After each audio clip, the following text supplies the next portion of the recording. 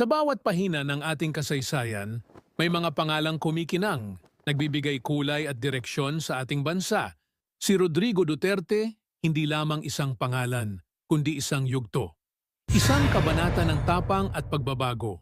Dumating siya na may dalang pangako ng kaayusan, nais niyang linisin ang bulok sa ating lipunan.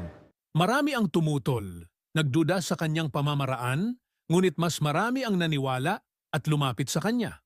Sa ilalim ng kanyang pamumuno, walang Pilipinong walang pakialam. Lahat ay nagkaroon ng boses.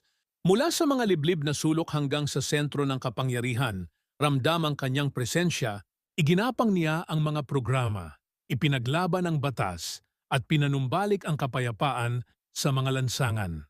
Ang kanyang mga salita, matatapang at direkta, nagpamulat sa marami, nagbigay inspirasyon sa bawat isa.